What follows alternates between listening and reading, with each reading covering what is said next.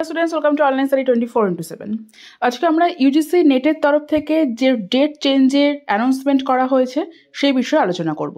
দেখো, ইউজিসি নেটের তরফ থেকে আমি তোমাদের সাথে যখন আলোচনা করেছিলাম তখন আমরা দেখেছিলাম যে তারা তাদের এক্সাম ডেট জানিয়ে দিয়েছিল 16 জুন। কিন্তু 16 জুন যেহেতু ইউপিএসসির এক্সাম থাকায় রিকোয়েস্ট করার জন্য তারা 16 জুন থেকে ডেট চেঞ্জ করে ডেট 18 জুন সেই ডেট তারা রেখেছে। তোমরা দেখতে পাচ্ছ এখানে তাদের আর্লিয়ার যে ডেট ছিল এক্সামের জন্য সেটা 16 জুন ছিল, এবং এখন তাদের যে ডেট হয়েছে রিভাইজ ডেট সেটা 18 জুন। 18 জুন টুয়েসডে, অর্থাৎ যেটা উইকেন্ডে যেটা ছিল সানডে সেখান থেকে টুয়েসডেতে ট্রান্সফার করা হয়েছে। রুলস সব কিছু এক আছে, কারণ একদিনেই সবার এক্সাম হবে, যেটা প্রথমেও এবার অ্যানাউন্স করা হয়েছিল যে একদিনেই সব এক্সাম হবে। যেটা উইকেন্ডে ছিল সানডে সেটা শুধুমাত্র 18 জুন টিউসডেতে করা হয়েছে, বাকি সব কিছু একই আছে।